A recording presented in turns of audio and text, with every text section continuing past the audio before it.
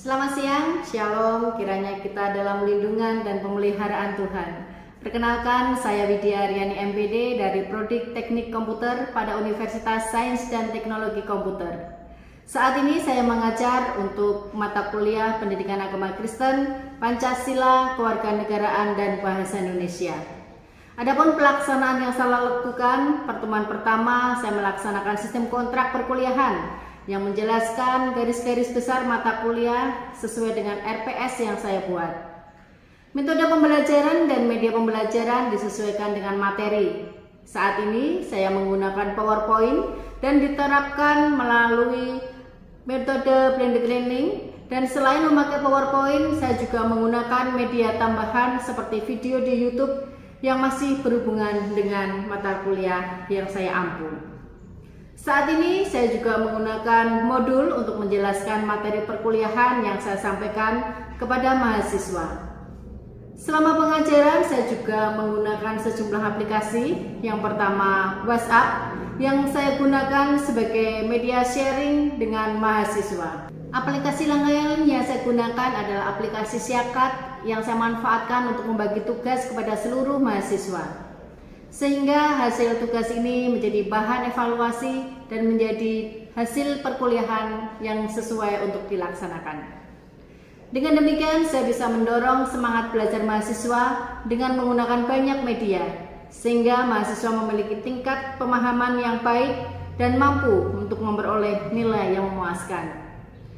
Saat ini saya dalam proses mengikuti sertifikasi dosen gelombang pertama yang diselenggarakan pada tahun 2025.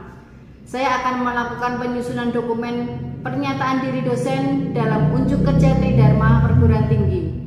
Pada kesempatan ini, saya juga akan memaparkan salah satu mata kuliah yang saya ampu, yaitu Pendidikan Agama Kristen. Saya mengajar mata kuliah Pendidikan Agama Kristen pada semester genap tahun ajaran 2024 sampai 2025 dengan bobot 2 SKS. Dan mata kuliah Pendidikan Agama Kristen ini merupakan mata kuliah wajib dengan kode khusus ICC 2402. Adapun deskripsi mata kuliah Pendidikan Agama Kristen, yaitu mata kuliah ini membahas tentang menghayati dan mengamalkan nilai-nilai kekristenan dalam kehidupan sehari-hari. Perkuliahan Pendidikan Agama Kristen diselenggarakan dengan pendekatan yaitu perpaduan antara pembelajaran luring dan tatap muka langsung, dan juga melalui platform resmi Universitas Sains dan Teknologi Komputer yaitu siakat.ac.id. Mahasiswa dapat mengakses materi perkuliahan dan mengunduh RPS serta mengunggah tugas secara online, sementara diskusi interaktif, studi kasus, dan presentasi dilaksanakan secara langsung di kelas. Untuk metode pembelajaran yang saya terapkan bersifat aktif-parsiatif dan berbasis pada pengalaman nyata. Di antaranya adalah ceramah interaktif untuk membangun pemahaman kekristenan mahasiswa. Untuk media pembelajaran pada mata kuliah Pendidikan Agama Kristen ini meliputi 1. Modul atau RPS yang dapat diunduh melalui Siakat Universitas Sains dan Teknologi Komputer. Yang kedua, PowerPoint yang berisi studi kasus dan beberapa artikel ilmiah. Serta yang ketiga yaitu video pembelajaran. Adapun materi pembelajaran pada masa kuliah untuk Pendidikan Agama Kristen ini meliputi 1. Makna hidup orang Kristen. Yang kedua, baptisan dan hidup yang kekal. Yang ketiga, mengenal sekte-sekte. Yang keempat, menyerukan nama Tuhan. Yang kelima, gereja. Keenam, penyelesaian perkara lampau. Yang ketujuh, berkidung. 8. Doa baca. Yang ke-9, membicarakan firman. Yang ke-10, jaminan beroleh selamat. Yang ke-11, bangun pagi. Ke-12, jangan mengasihi dunia. Yang ke-13, penebusan Kristus untuk penyaluran Allah. Yang ke-14, penghidupan setelah beroleh selamat. Dalam mata kuliah Pendidikan Agama Kristen ini mencakup 5 komponen utama, yaitu 1.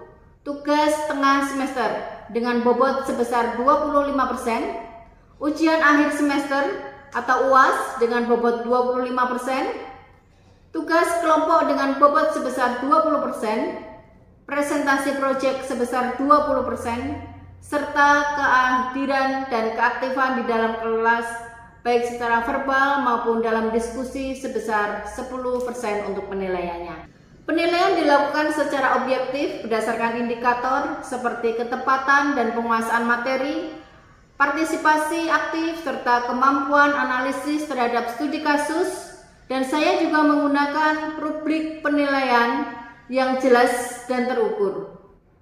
Dan hasil evaluasi saya sampaikan kembali kepada mahasiswa sebagai bagian dari proses umpan balik untuk meningkatkan kualitas pembelajaran.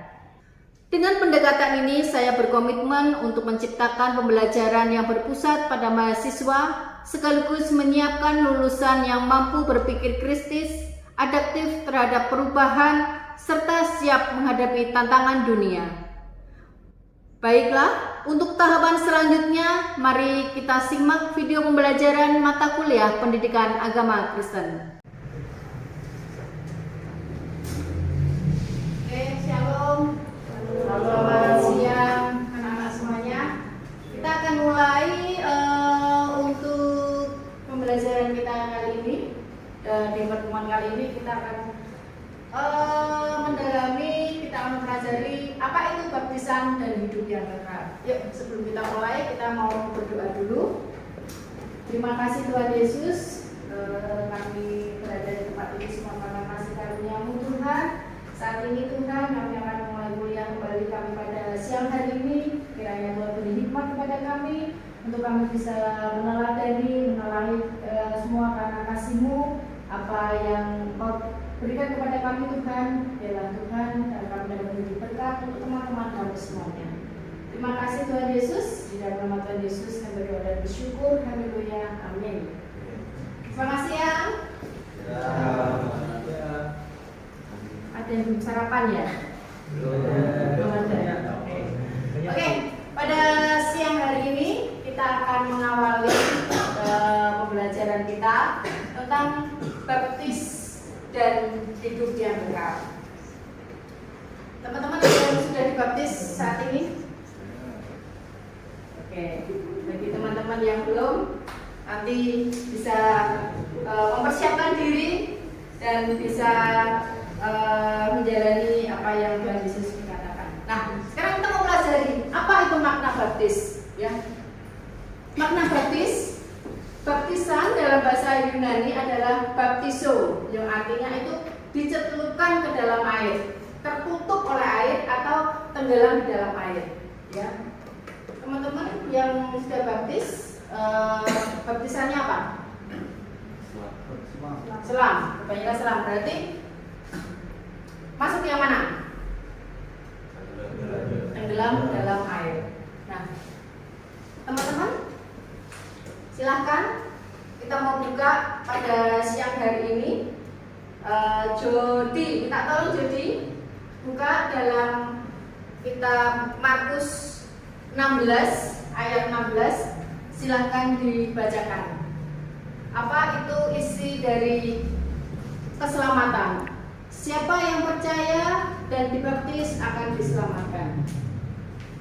Yang lain silakan bisa dibuka untuk Alkitabnya.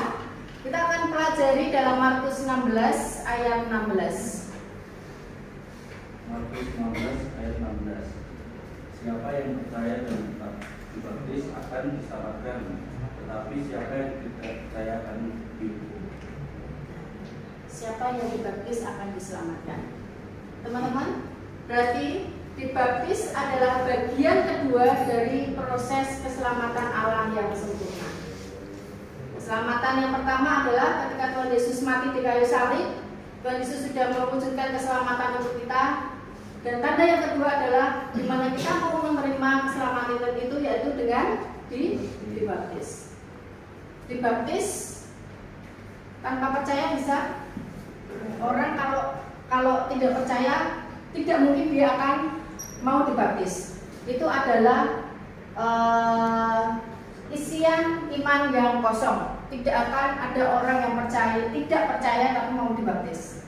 Nah, yang kedua, percaya tanpa dibaptis itu hanya keselamatan yang semu. Jadi mungkin warisan dari nenek moyang, warisan dari ayah yang beragama Kristen, terus anak-anaknya dengan terpaksa mungkin harus mengikuti agama Kristen tapi di dalam dirinya kosong, terus dia harus menuruti semua keinginan orang tua. Kamu harus baptis, kamu harus baptis. Nah, itu adalah keselamatan secara batin yang kosong, keselamatan yang tidak akan didapatkan. Tapi apa itu keselamatan yang kekal, keselamatan yang sempurna?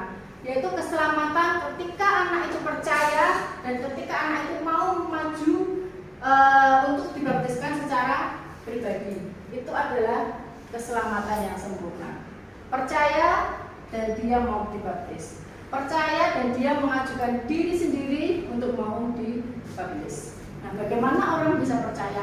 Orang bisa percaya ketika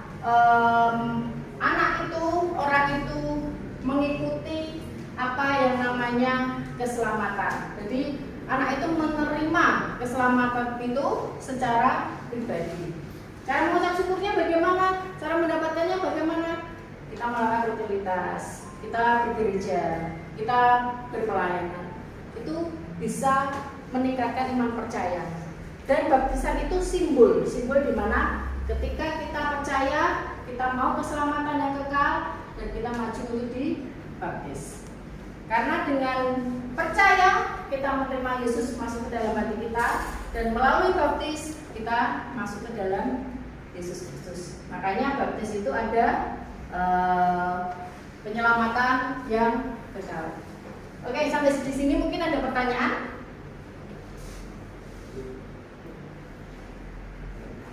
Oke, jadi tadi dibahas baptisan banyak kan? Iya. Macam-macam baptisan apa sih?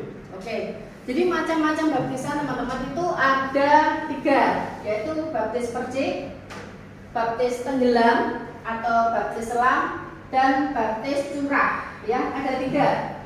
Baptis percik itu ketika seseorang itu biasanya masih kecil, jadi masih kecil, masih mungkin duduk di kelas SD yang dia belum memiliki iman percaya secara pribadi dan itu hanya dipercikan saja di kepala si anak ini. Itu namanya baptis percik. Nah, kalau baptis selam tadi yang Marcel, Jerry tadi katakan dicelupkan ke dalam air, itu namanya baptis selam. Terus ada lagi satu adalah baptis curah. Jadi baptis curah itu hampir sama seperti yang dipercik, tapi kalau dipercik itu kan airnya sedikit. Kalau baptis curah dia akan memakai seperti gayung dan itu akan disiramkan di atas kepala orang yang akan dibaptis. Dan masing-masing gereja itu mempunyai tata cara, mempunyai sistemnya sendiri-sendiri. Apakah dia memakai baptisan percik, ataukah dia memakai baptisan selam, ataukah dia memakai baptisan curah. Karena ada beberapa gereja yang hanya percik. Ada gereja juga yang mengatakan tanpa selam itu belum sah, karena kalau percik berarti imannya masih mengikuti iman orang tua, belum iman diri sendiri, seperti itu. Nah, kita lanjutkan. Jadi mungkin bisa dibacakan 1 Korintus 12 ayat 13. Apa itu? Roh. Apa itu baptis? Bagaimana dengan tubuh jasmani kita? 1 Korintus 12 ayat 13. Sebab dalam satu roh kita semua, baik orang Yahudi maupun orang Yunani, baik budak maupun orang merdeka, telah dibaptis menjadi satu tubuh dan kita semua diberi minum dari satu roh. Diberi minum dalam satu roh. Sebab dalam satu roh kita semua telah dibaptis menjadi satu tubuh. Ketika kita dibaptis, hidup kita tidak hanya untuk kita sendiri. Roh kita juga tidak hanya roh sebagai seorang manusia, tetapi pada saat kita dibaptis, kelihatannya tubuh secara jasmani kita yang tercelup ke dalam air, tubuh jasmani kita yang hanya kena airnya. Tetapi sesungguhnya secara tidak terlihat kita juga masuk, kita juga dicelupkan ke dalam roh dan itu akan ada di dalam tubuh Kristus. Jadi kita sudah menyatu. Seperti suami istri kalau mereka pernikahan, dua orang dipersatukan dalam Tuhan tidak akan bisa terpisahkan kecuali berarti seperti dalam roh ini. Ketika kita dibaptis, tubuh kita secara jasmani tetap seperti ini, tapi roh kita sudah ada di dalam Kristus dan kita tidak akan terpisahkan sampai selamanya. Nah, baptisan juga ini berarti tanda atau kesaksian kita kepada orang lain bahwa ini loh aku orang Kristen. Walaupun masih sekali jarang ya, maksudnya oke aku baptis, jarang ya seperti itu. Tapi paling tidak di hadapan manusia itu kita sudah menyatakan bahwa diri kita sudah beriman kepada Tuhan Yesus dan kita sudah dibaptis. Nah, supaya kita tidak hanya diselamatkan di hadapan Allah, tetapi kita juga diselamatkan di hadapan manusia. Oke, sampai di sini teman-teman ada pertanyaan? Oke, siapanya? Apa semua orang Kristen itu wajib apa harus dibaptis? Nah, semua orang Kristen harus dibaptis atau tidak? Tidak semua orang Kristen harus dibaptis. Karena apa? Baptis itu hanya sesuai dengan hati. Baptis itu artinya apa? Baptis itu hanya sebagai simbol kesaksian kita di hadapan manusia dan juga tentunya di hadapan Tuhan. Ketika kita dibaptis, hidup kita, roh kita itu sudah ada yang handle. Hidup kita, roh kita itu sudah ada yang pegang, ya. Teman-teman, kalau misalkan sifatnya lapar, bisa enggak makan diwakilkan sama Aji? Tidak bisa. Yang kenyang siapa? Yang lapar siapa? Ya, yang lapar sifatnya, tapi yang makan Aji. Nah, yang kenyang Aji, ya, padahal yang lapar sifatnya. Demikian juga dengan kita. Kalau kita sudah percaya, kenapa kok kita nggak dibaptis? Karena apa? Baptis itu adalah simbol dan keyakinan bahwa tubuh jasmani kita itu tidak hanya yang tercelup, tapi juga roh kita yang masuk ke dalam tubuh Kristus. Oke, kita mau lanjutkan. Apa itu teladan baptisan? Ya, teladan baptisan yang pertama adalah Tuhan Yesus sendiri. Nah, sesudah Tuhan Yesus dibaptis, Yesus segera keluar dari air itu dan langit terbuka dan ia melihat roh Allah seperti gunung merpati turun di dalam atasnya. Oke, makanya orang Kristen ada beberapa yang menyimbolkan burung merpati di atasnya. Teman-teman kalau melihat pemakaman orang-orang yang ada di krematorium atau di rumah duka, pasti akan ada gambar burungnya. Pasti akan seperti burung merpati, burung putih yang ditempelkan di situ. Itu karena perlambang bahwa Roh Kudus itu ada di dalamnya. Dan orang Kristen pasti akan beberapa menampilkan siluet atau gambar-gambar tentang burung merpati. Karena itu pertanda bahwa ketika setelah Tuhan Yesus dibaptis, langit terbuka dan ia melihat roh Allah ada di dalamnya melalui burung merpati. Oke, jadi lagi, silakan Jod baca Matius 3 ayat 16. 3 ayat 16. Sesudah dibaptis, Yesus segera keluar dari air dan pada waktu itu juga langit terbuka dan dia melihat roh Allah seperti burung merpati turun ke atasnya. Burung merpati turun ke atasnya. Itu adalah pertanda bahwa Roh Kudus ada di dalamnya. Yang kedua, dalam Kisah Para Rasul 8 ayat 36, ketika sida-sida melakukan perjalanan, mereka melanjutkan perjalanan dan tiba di suatu tempat yang ada airnya. Lalu sida-sida itu melihat di situ ada air. Apakah halangannya jika aku dibaptis? Coba Marcel silakan baca dalam Kisah 8 ayat 36. Kisah Para Rasul 8 ayat 36, mereka melanjutkan perjalanan mereka dan tiba di suatu tempat yang ada air. Lalu kata sida-sida itu, lihat di situ ada air, apakah halangannya jika aku dibaptis? Nah, karena memang semuanya pertandanya harus dengan air. Ketika orang-orang sida-sida ini berjalan, memang dia harus mencari air untuk bisa memberikan baptisan, karena baptisan itu simbolnya oleh air, ya, dan tidak bisa diwakilkan oleh apapun. Karena Tuhan Yesus menjelaskan bahwa ketika kita dibaptis adalah dengan air. Ketiga, pengalaman atau kesaksian dari kepala penjara dan keluarganya. Lagi Marcel, bisa 16 ayat 3. Kisah Para Rasul 16 ayat 33. Pada jam itu juga kepala penjara itu membawa mereka dan membasuh bilur mereka. Seketika itu juga ia dan keluarganya memberi diri dibaptis.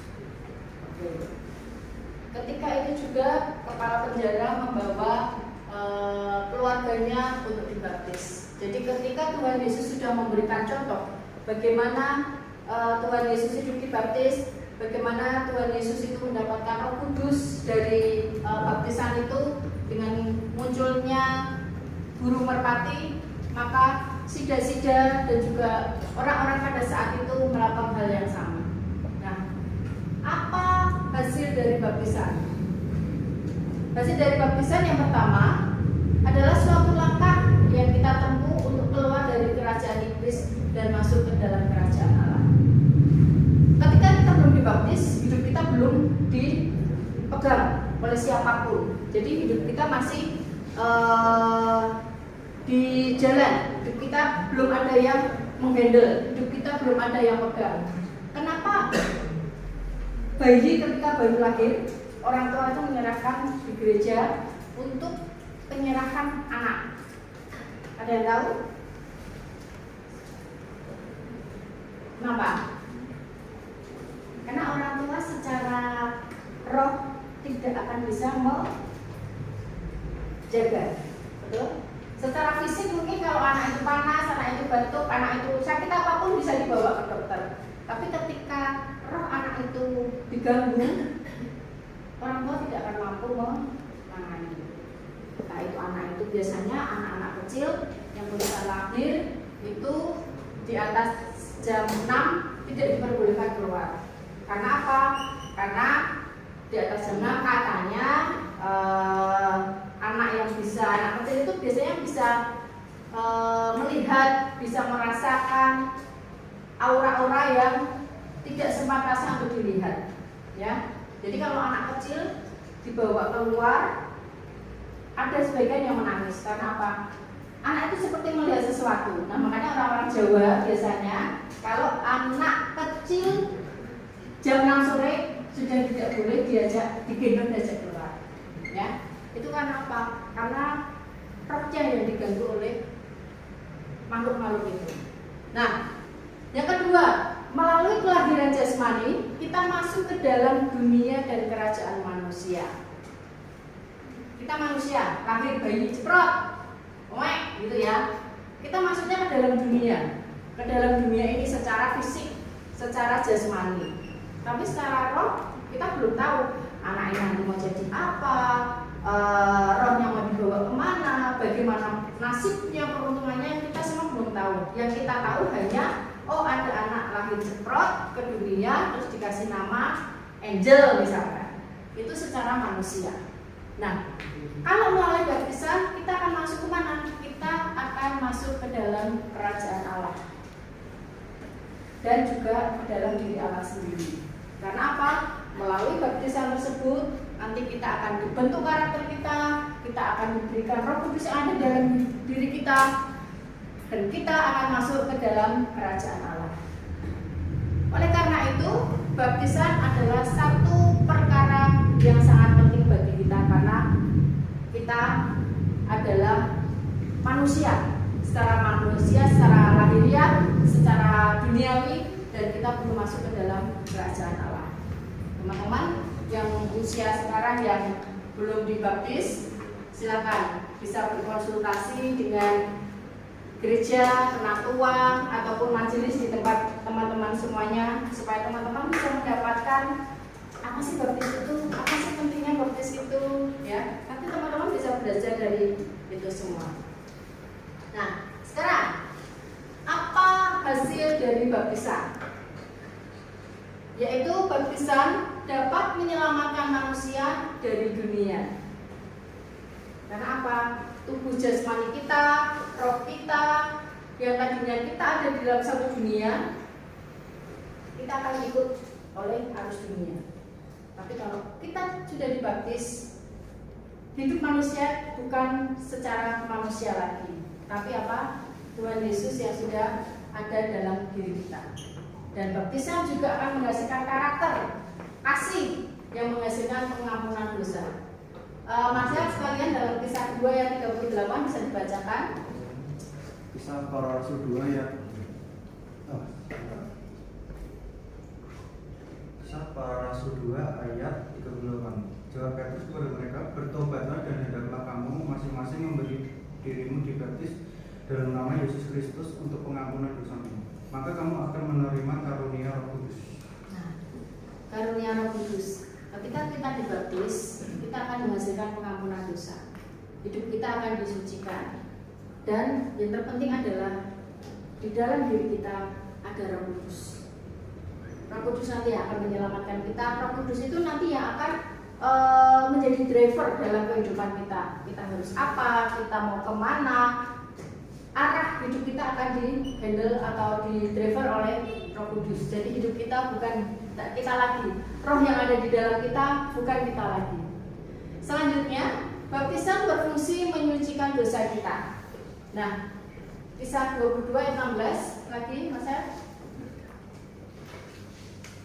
Kisah Para Rasul 22 ayat 16. Dan sekarang mengapa engkau masih ragu-ragu? Bangunlah, berilah dirimu dibaptis dan dosa-dosa disucikan sambil berseru kepada nama Tuhan. Menyucikan dosa. Secara manusia di dalam Alkitab dikatakan dalam satu hari dosa kita itu 7 kali pangkat 7.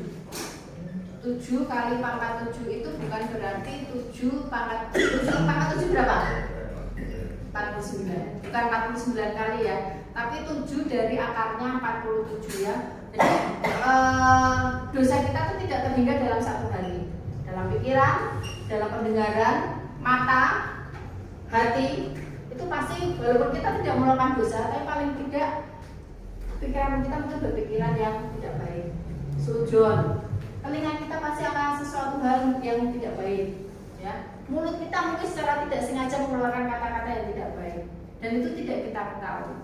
Dan salah satu fungsi baptisan ini adalah untuk menyucikan kita. Satu lagi, 1 Petrus 3 ayat 20, Marcel. 1 Petrus 3 ayat 20, yaitu kepada orang-orang mereka yang dahulu pada waktu Nuh tidak taat kepada Allah, ketika Allah tetap menanti dengan sabar waktu Nuh sedang mempersiapkan baterainya, di mana hanya sedikit, yaitu 8 orang yang diselamatkan oleh air bah itu. Oke. Kenapa orang yang sedikit diselamatkan? Karena itu adalah pilihan. Baptisan menyelamatkan orang melalui air. Ya. Nabi Nuh ketika dia membangun bahtera kapal yang besar, apakah semua orang mau masuk ke dalamnya? Tidak. Tapi yang masuk ke dalamnya akan selamat, sedangkan yang tidak ikut ke dalamnya akan tenggelam oleh air. Baptisan itu adalah pilihan. Kita mau tidak diselamatkan oleh baptisan itu. Nah, teman-teman, kiranya untuk pemaparan perkuliahan kita cukup sampai di sini. Mungkin ada pertanyaan yang tadi Bu Widya sampaikan. Teman-teman mungkin ada pertanyaan yang mau disampaikan? Oke, Mas ya. Kan itu tadi dibaptis itu kan sangat penting. Ya. Itu syarat-syaratnya dibaptis itu apa aja? Oh, tentunya syarat dibaptis itu adalah satu, dia sudah percaya sama Tuhan Yesus. Yang kedua, tentunya dia memiliki keluarga. Loh, kenapa kok harus keluarga? Karena kan hubungan kita sama Tuhan itu kan hubungan pribadi. Keluarga ini yang akan mendukung kalian dalam artian asal muasal dari keluarganya ini seperti apa, orang tuanya bagaimana, dan adakah surat-surat yang menyertainya dalam artian KTP, tanda lahir dan lain-lain. Supaya apa? Supaya di kemudian hari ketika ini di luar orang dewasa ya, kalian kan masih under 17, berarti masih di bawah naungan orang tua. Harus orang tua ataupun orang yang bertanggung jawab dengan kalian itu mengetahui. Jadi hidup kalian itu sebelum kalian dewasa masih menjadi tanggung jawab keluarga. Paling tidak ada kartu lahir, ada kakak, ada persetujuan keluarga. Nah, tinggal nanti kalau misalnya kalian sudah dewasa, sudah di atas umur 17 tahun, teman-teman bisa memilih sendiri mana jalan hidup yang aku pilih, ya. Mau menjadi seorang Kristen dan dibaptis, nah itu menjadi pilihan. Tapi kalau misalkan anak-anak masih di bawah 17, tentunya masih di bawah pengasuhan orang tua, dan sampai nanti keyakinan kita, kepercayaan kita sama Tuhan Yesus malah menimbulkan efek yang tidak baik untuk keluarga dan seterusnya. Oke? Ada pertanyaan lagi? Kalau tidak ada, teman-teman nanti untuk tugas akan Widya share di grup, terus nanti kalian kerjakan. Jadi untuk pertemuan selanjutnya nanti tugas itu sudah dikumpulkan semua dan nanti kita akan masuk ke pembahasan yang lain. Oke? Yuk, mari kita tutup pertemuan kita pada siang hari ini dengan berdoa.